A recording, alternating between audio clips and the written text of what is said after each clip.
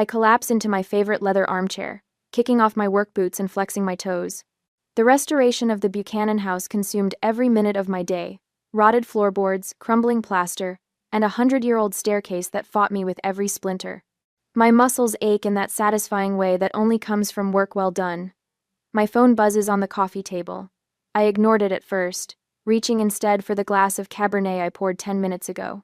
The burgundy liquid catches the last golden rays of sunset through my Craftsman windows. The phone buzzes again, and again. I take a long sip and reach for it, thumbing through notifications. Another day, another dozen emails from contractors and clients. Then I see it. My thumb freezes mid-scroll. A photo of my sister Nyla draped in white satin, her face glowing beneath a delicate veil. The caption below reads, "Final fitting for the big day. Nyla and Travis, forever after." My breath catches. Wedding. What wedding? I swipe frantically through my feed. Photos flood my screen, my cousin Marissa showcasing bridesmaid dresses, my Aunt Rosa arranging flower samples, my mother's hands holding embossed invitation samples. An invitation I never received. I click on the latest image. Comments cascade beneath it. Can't wait to celebrate with you next month. The venue looks stunning. So blessed to be part of your special day. 57 comments. Names of relatives, friends, distant cousins I haven't seen since high school graduation. Everyone's going. Everyone but me. My phone rings, startling me. My mother's name flashes on screen. Cynthia Alvarez. Perfect timing. I answer, pressing the phone to my ear. Mom. Deborah, honey. Her voice sounds measured, too careful. I was just thinking about you. How's work? My free hand curls into a fist. Work is fine. I just saw Nyla's wedding dress on Instagram. The silence stretches for 3 heartbeats. Oh. She clears her throat. I was going to call you about that. My knuckles whiten around the phone. My own sister's wedding? Was my invitation lost? Deborah. Her tone shifts, that familiar note of disapproval slipping in. Don't make this about you. You know how sensitive Nyla is. Sensitive? What does that have to do with... You're always so busy with your career. Nyla felt you wouldn't make time anyway. The room suddenly feels colder. I stand, moving to the window, where the Denver skyline glitters in the distance. So you all just decided not to invite me? To my sister's wedding? Travis thinks family is important, she says, as if that explains everything. And I'm not family? The words scrape my throat. Of course you are. But you know how things have been. After you criticized her cafe, I co-signed her loan. $22,000 that I paid back after she abandoned the business. She had the children to think about. My mother's voice hardens. Single motherhood isn't easy, Deborah. I press my forehead against the cool glass of the window. Old memories surface. Nyla at 10 breaking grandma's vase. Me taking the blame. Nyla at 17 sneaking out. Me covering for her. Me at 16 announcing my engineering scholarship. Mom's dismissive. Of course you got it, you're the responsible one. The responsible one. Always. I haven't been forgotten, Mom, I whisper. I've been erased. Now you're being dramatic. She sighs, the sound of a woman burdened by an unreasonable child. We can talk about this later. I need to go help Nyla with the seating charts. The call ends. I stare at my phone, watching as new wedding posts appear. Nyla twirling in her dress. Travis and his groomsmen sampling cakes. My parents beaming beside the happy couple. A family portrait without me. My phone buzzes with texts from Jenna. Did you see? Call me. Marcus from work. Just saw your sister's wedding stuff, what the hell? Mrs. Henderson next door. Dear, are you aware of what's happening with your family? Even the people on the periphery of my life noticed my exclusion. I sink back into my chair, the weight of 35 years pressing down on me. I've built my career restoring historical treasures, bringing beauty back to forgotten places. But I can't restore my place in this family. The realization washes over me like cold water.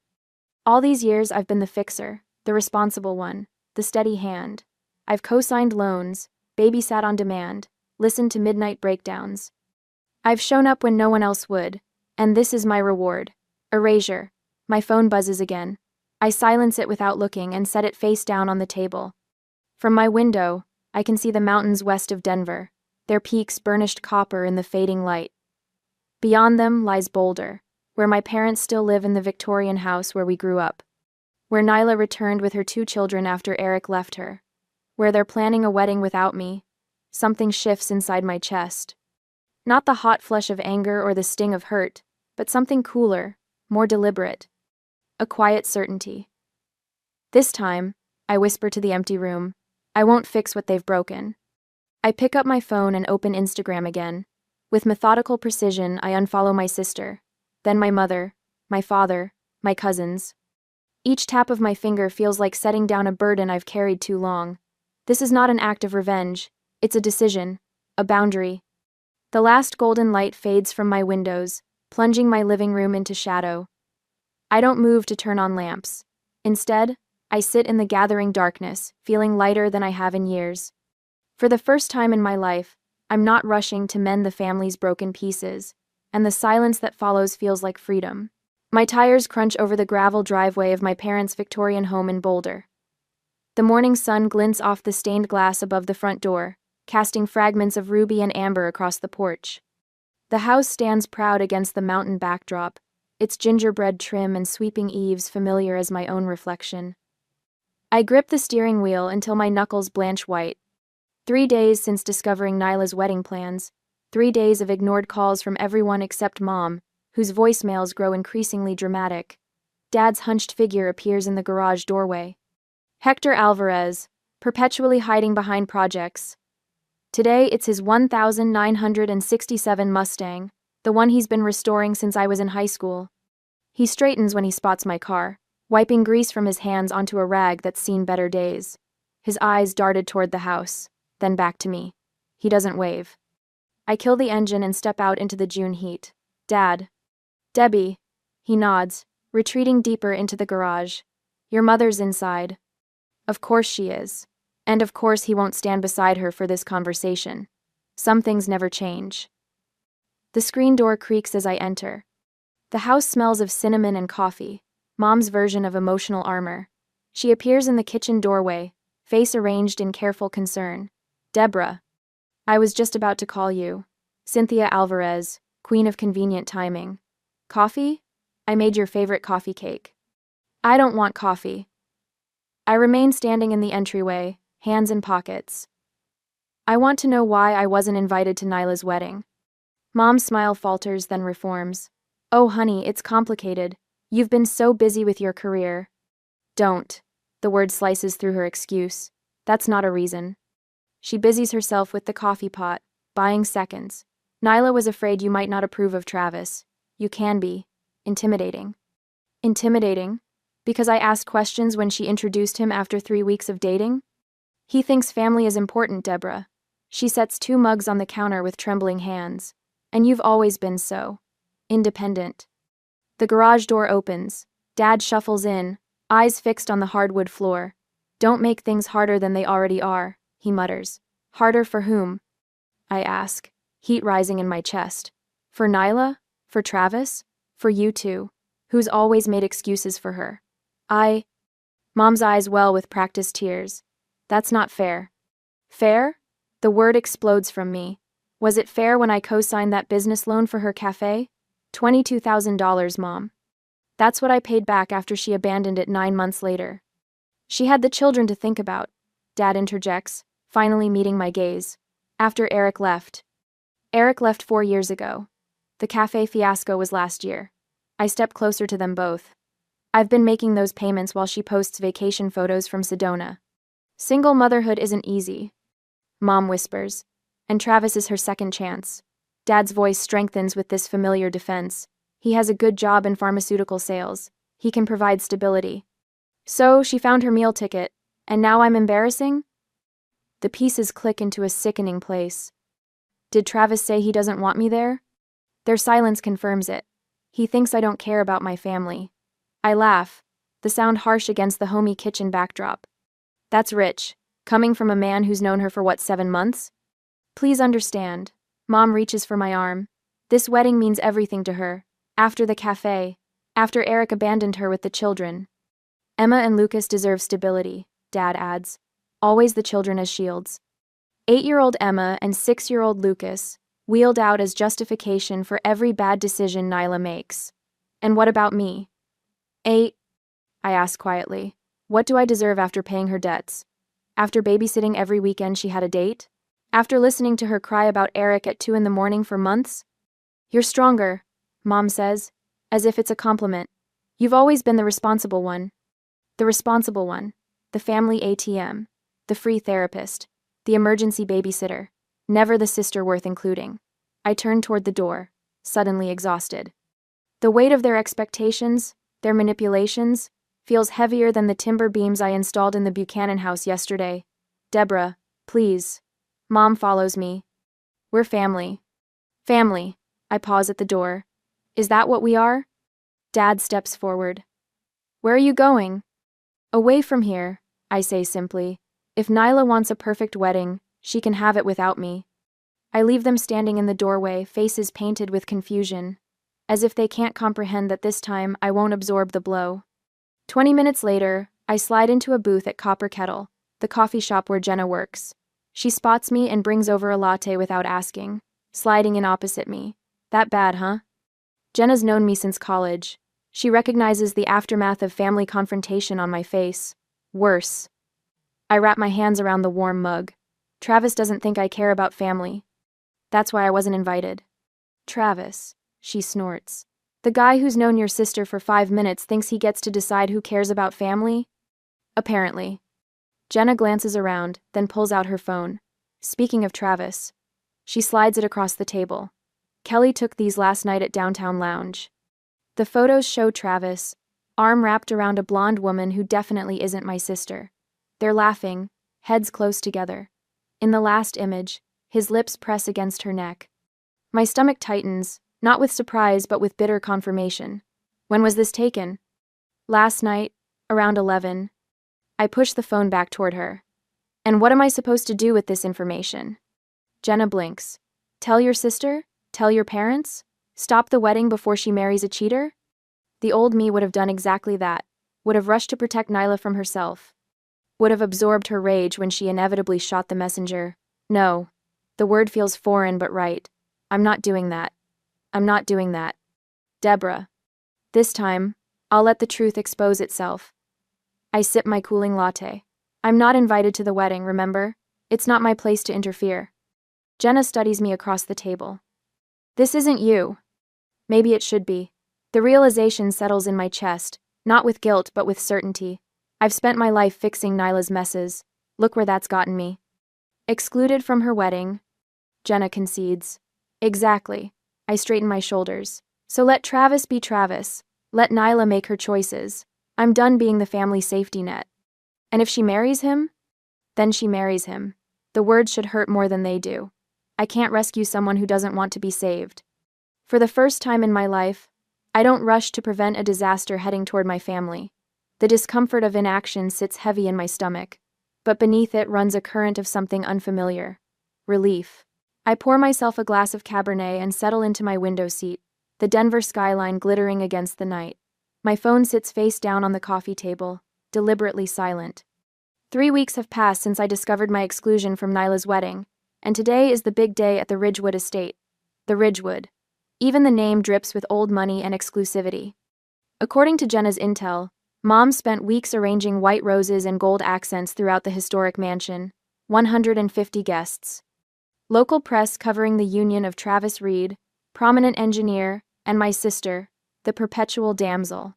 I take a slow sip, savoring the wine's complexity. For the 10th time today, I resist the urge to check social media. What good would it do? Instead, I reach for my dog-eared copy of Restoration Ethics in Historical Architecture. Work always centers me. But my phone buzzes, rattling against the wood. Then again, and again. Something in the persistent rhythm sets my teeth on edge. I set my book aside and pick up the phone. 27 notifications, all in the last 4 minutes. My thumb hovers over the screen. Part of me wants to shut it off completely, finish my wine in peace. But an old instinct, that responsible one reflex, makes me swipe. A video fills my screen. Shaky footage from Ridgewood's grand ballroom. White roses everywhere, just as Jenna described. Guests in formal wear clustered against the walls. And in the center, Nyla and Travis. My sister's mascara streaks down her face, her perfect white dress crushed in her fists as she screams something unintelligible. Travis towers over her, his tuxedo jacket unbuttoned, tie askew. His face contorts with rage. "You knew I was seeing someone?" he shouts, voice cracking through my phone's speaker. "You set me up?"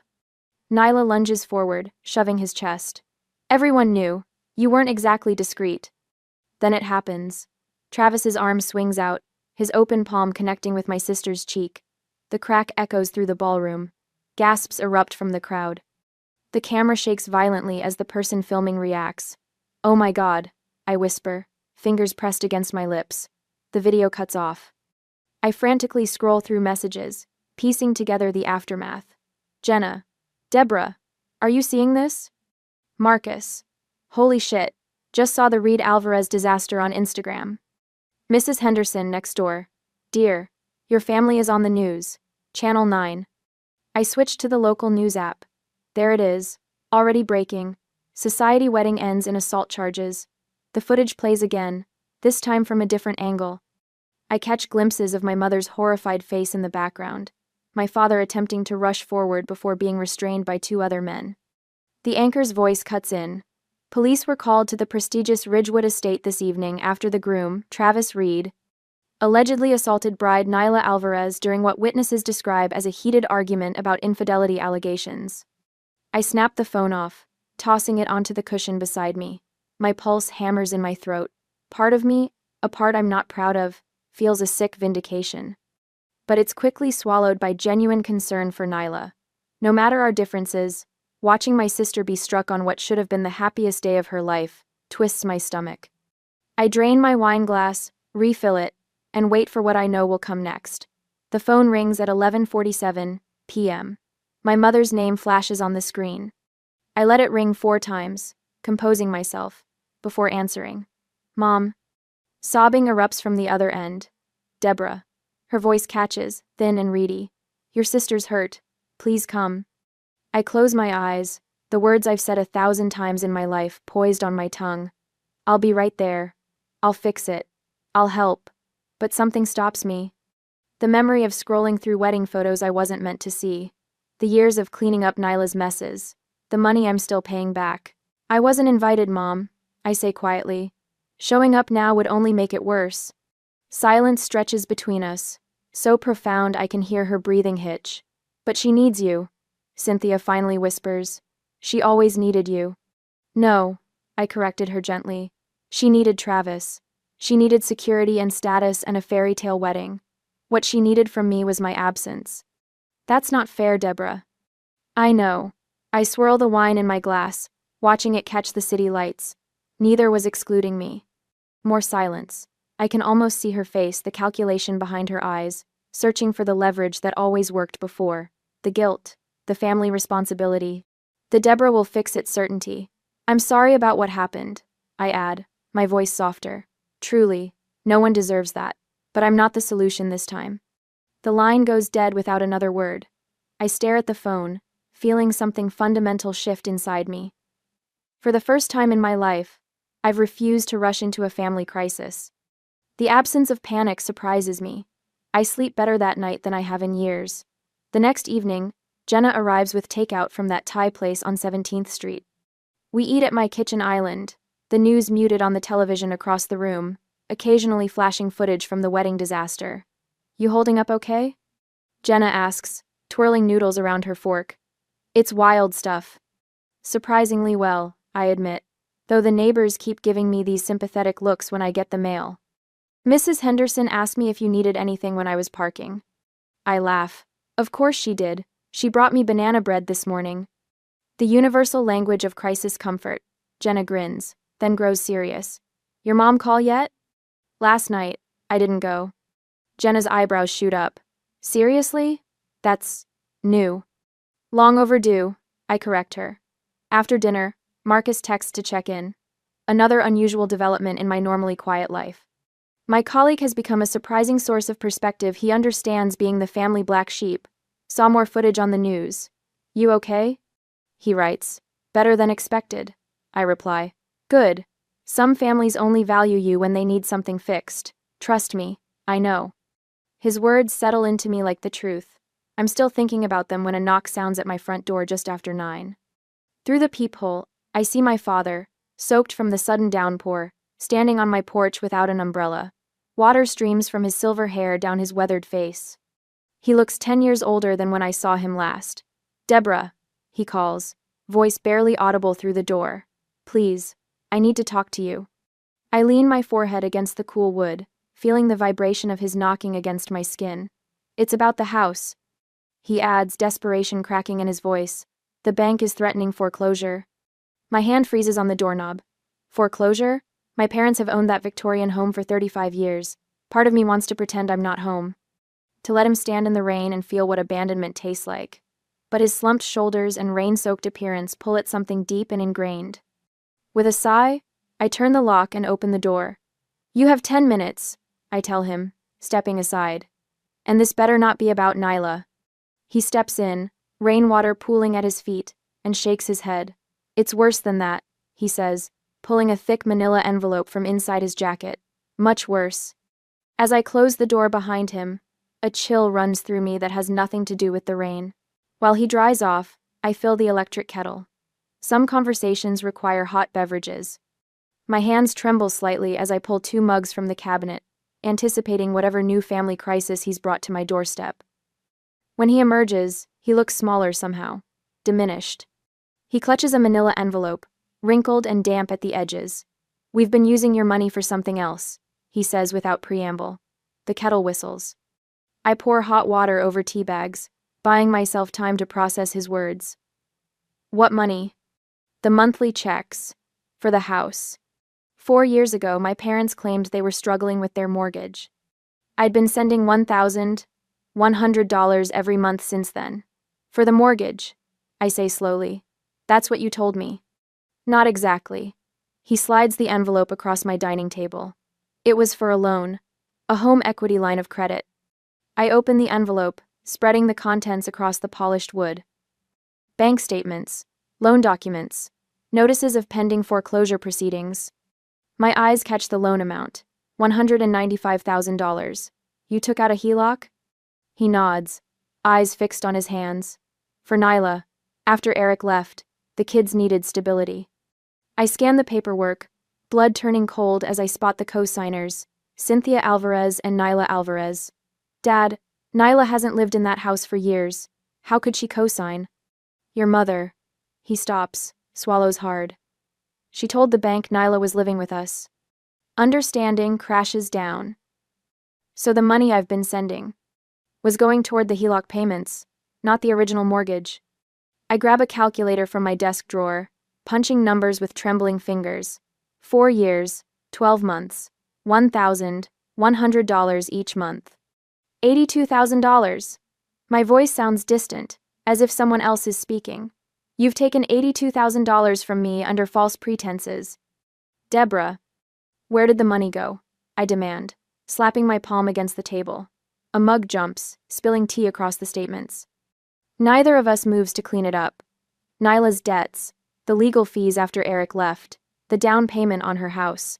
Travis had requirements about where they would live. I laugh, a harsh sound that surprises even me. "Travis, the man who hit her at their wedding, that's who got my money?" Dad doesn't answer, which is answer enough. I stand, moving to my office with mechanical precision, return with my phone and digital camera. Begin photographing every document. "What are you doing?" he asks. "Documenting fraud." The camera shutter clicks with satisfying finality. Bank fraud, specifically, falsifying residence information on a loan application. "You can't." I absolutely can. I continue photographing, hands steady now. And I will. "It would destroy your mother. Nyla's kids." "Don't." I hold up one hand. "Don't you dare put this on me. I'm not the one who lied. I'm not the one who stole." His face crumples. "We never meant." "Yes, you did." I set the camera down, meeting his eyes directly. "You meant every bit of it. You just never expected to get caught." My phone buzzes. A text from Marcus, my colleague. "Bank contact info coming your way. My cousins in mortgage fraud investigations." "How much is left on the HELOC?" I ask. "About 70,000. Dad rubs his face. "The foreclosure notice came yesterday. They're calling the entire balance due."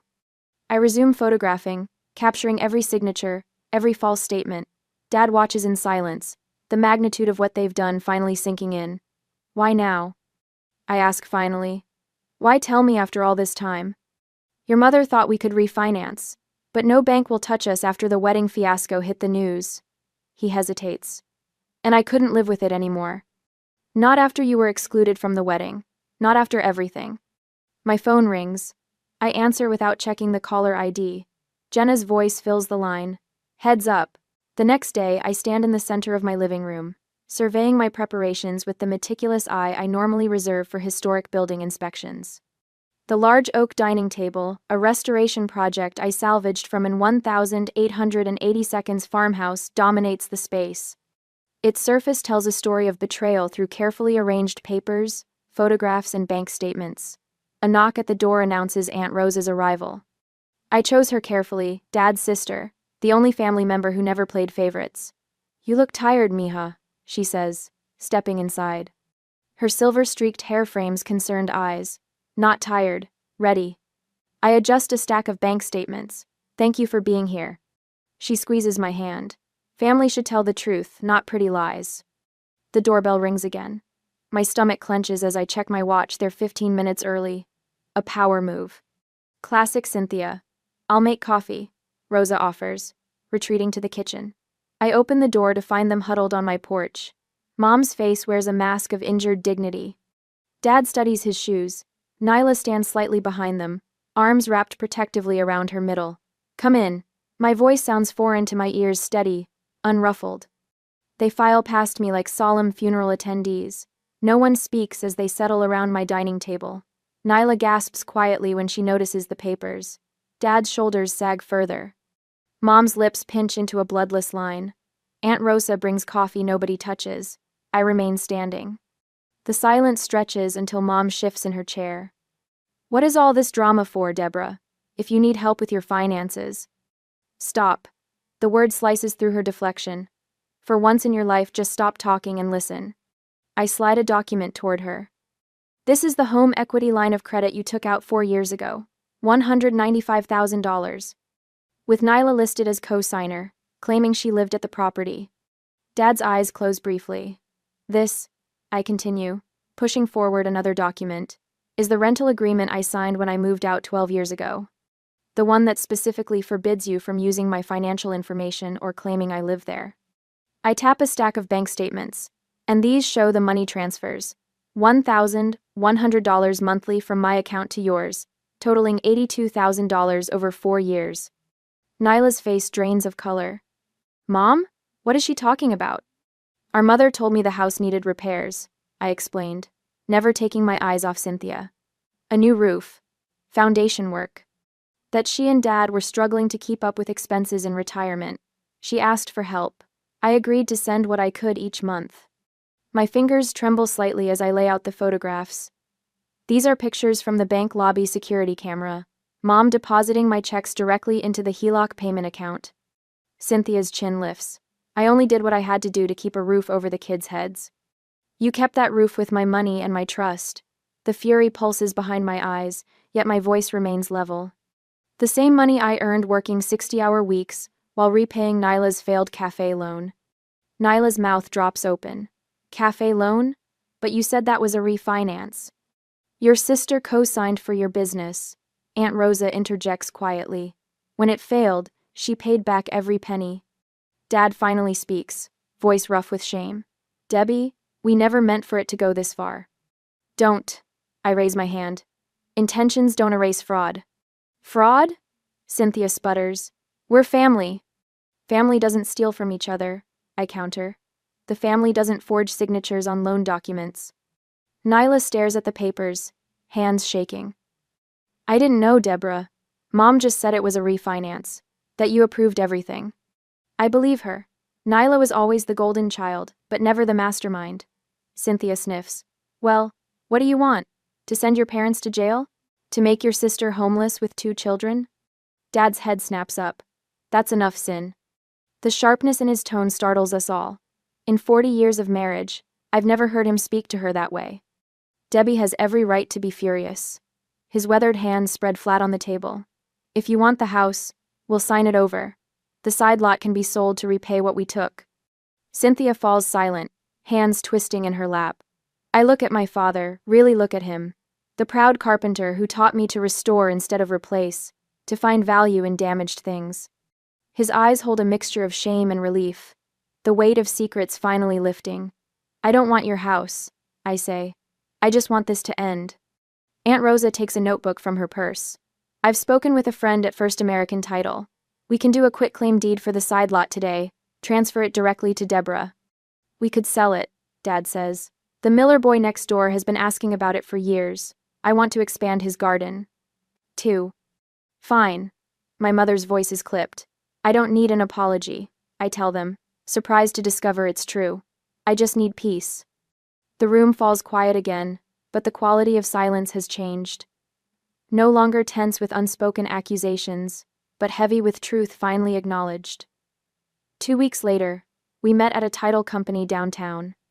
The attorney explains the documents with professional detachment. Dad signs first, then Mom. The pen hovers in her hand for a moment before she scrawls her name. I don't make speeches about forgiveness. I don't hurl accusations. I simply sign where indicated and accept copies of the paperwork. As we stand to leave, Dad touches my arm. I'm sorry, Debbie, his voice catches, for everything. I nod once, unable to find words that won't crack open my carefully maintained composure. Outside on the sidewalk, Nyla approaches hesitantly. I'll pay you back, she promises. Every cent. Take care of your kids, I tell her. Stand on your own feet. She nods, tears spilling. I will. I drive home alone, windows down, autumn air whipping through the car. My phone rings, Jenna checking in. It's done, I tell her. How do you feel? I consider the question. The anger still burns, but differently now. Not the hot flash of betrayal, but something controlled, useful. The kind of fire that forges rather than destroys. Like I've finally stopped carrying other people's weight. 3 days later, a certified check arrives from the sale of the side lot. I study the numbers, calculating what it will and won't cover what I've lost. Not everything, not nearly enough. But as I fold the check into my wallet, I realize I've gained something worth more. The power of truth, the strength of boundaries. The freedom of no longer being responsible for everyone else's happiness. For the first time in 35 years, the only life I have to fix is my own. Morning light spills across my kitchen counter in the gun-barrel home I've restored over the past year. The 3-bedroom ranch house sits on a corner lot with a view of the flatirons that still takes my breath away. I trace my finger along the freshly sanded oak countertop, remembering the splinters that once made it dangerous to touch. My phone vibrates against the granite island. I glance down, expecting another message from Balance Forward about tomorrow's financial abuse workshop. Instead, Nyla's name appears on my screen. Thank you for letting me make things right. The kids miss you. 1. I set down my coffee mug, feeling neither the sharp sting of anger nor the heavy weight of obligation that once accompanied her name, just calm awareness. Through mutual friends, I've heard snippets of Nyla's new life. 3 jobs, no handouts. Standing on her own feet for perhaps the first time since high school. Emma walks herself to school now. Lucas joined Little League without anyone forcing him. I type my response carefully. I'm free Saturday afternoon if you'd like to bring them by. Her reply comes instantly. Just me first. We need to talk. I added a condition without apology. 2 o'clock, I have plans at 4. The boundaries feel natural now, not selfish. Saturday arrives with a gentle rain that patters against the living room windows. When Nyla's compact sedan pulls into the driveway, I notice the missing hubcap, the small dent in the passenger door. No more luxury cars purchased with other people's credit. She stands on my porch, clutching a small wooden box, her knuckles white. Rain droplets cling to her hair, which hangs straight and uncolored for the first time since she was 12. You look different, I say, stepping aside to let her in. 3 jobs will do that. She attempts a smile, but her voice lacks the practiced charm she once wielded like a weapon. No time for highlights when you're cleaning office buildings at night. I lead her to the kitchen, where 2 mugs of tea steam on the island. No wine. No illusions of false intimacy. This is for you. She places the wooden box between us. Dad found it when they were clearing out the Victorian. I lift the hinged lid. Inside rests our grandfather's pocket watch, its gold case tarnished with age. The one meaningful heirloom neither of us received when he died. The one thing I'd wanted. How did you know? I ask, lifting it carefully. You mentioned it once, when we were teenagers. She watches as I wind it gently. The mechanism clicks, then begins to tick with surprising strength for something so long forgotten. Maybe time doesn't erase mistakes, I say, but it teaches you when to stop repeating them.